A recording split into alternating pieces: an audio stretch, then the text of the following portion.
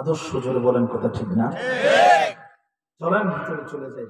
এই যে আমার 7 জন যুবক বললো জীবন দিব, আল্লাহ দিব, ইমান দেবো না, জীবন গেলে জীবন পাবো, ইমান গেলে ইমান পাবো না। মিয়া ইমান কাকে বলে দেখেন, ইমান কাকে বলে দেখেন। টুপি আর দাড়ি দেখলেই ইমানদার না, মাগুরের মতো দেখলেই ব্যাঙের বাচ্চা মাগুর হয় না, ঠিক না? ঠিক না? এই ইমানের খবর যখন সারা দেশে পৌঁছে গেল, ডিবি হারুন বিষয়টা টের পেল। আপনারা আবার তফসিরে ডিবি হারুনের নাম খুঁজতে যেয়েন না, পাবেন না। তৎকালীন গোয়েন্দা বিভাগের কর্মকর্তার নাম তারা আমি জানি না, চেষ্টাও করেছি তফসিরে খুঁজে বাইরে, এবং ডিবি হারুনের নাম বললাম দুটো সহজে বুঝতে পারে।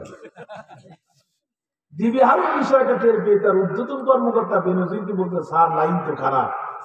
কি প্রেসিডেন্টের আদেশ সারা দেশের লোক মেনে নিল, এই 7 জন যুবকের বুকের ভিতরে যে কি পাহাড় তুলে এদের বুকের উপরে চাপালো। এরা বলে মূর্তিকে চিন্তা দিবে না, এরা বলে এক আল্লাহর উপরে ইমান এনেছে।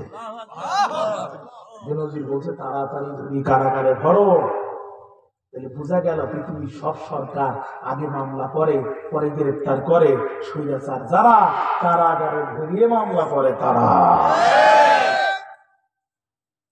হাজী সাহেব মক্কায় মামলা হয় বাংলায়, হাজী সাহেব কোথায় মামলা হয়? কোথায়? হাজী সাহেব কবরে মামলা হয় উপরে, না? 10 বছর আগে হাজী সাহেব কবরে, 10 বছর পরে হাজী সাহেবের নামে মামলা হয়েছে উপরে।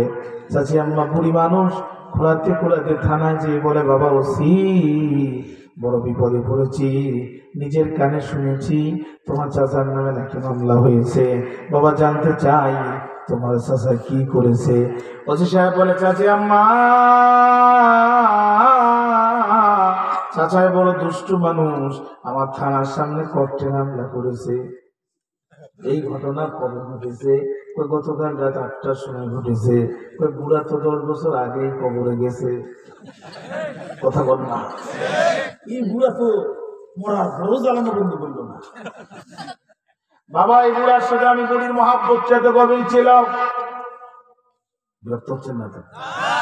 আমি মেয়েদের বাড়িতে যেতাম যখন, বুড়ায় টেলিফোন করতো তখন, ওরে বুড়ি যত রাত সব বাড়িতে আসে তাড়াতাড়ি, তোমার ছাড়া আমি কেমনে থাকতে পারি। সেই মহাব্বতের বুড়া আমার 10 বছর আগে গেল কবরে। মাত্র 2 বার উঠলো উপরে, একবার গত নির্বাচনের সময়, আর একবার তোমার থানার সামনে কোর্টে মারার সময়। যে বুড়া মরার পরে উঠে ভোট দিতে পারে, ও বুড়া কিন্তু সামনে আবার উঠতে পারে। কথা বল না কেন?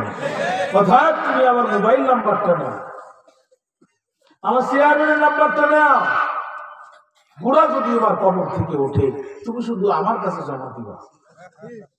আমি ওর কাপড়ের কাপড় ধরে শুধু একটা প্রশ্ন করবো, বুড়ারে এত মহাব্বত ছিল দুনিয়ার উপরে, ও বুড়া হারামি, তুমি কবর থেকে উঠে ককটেল মারার সময় বাও, আমার সাথে একটাবার দেখা করার সময় বাও।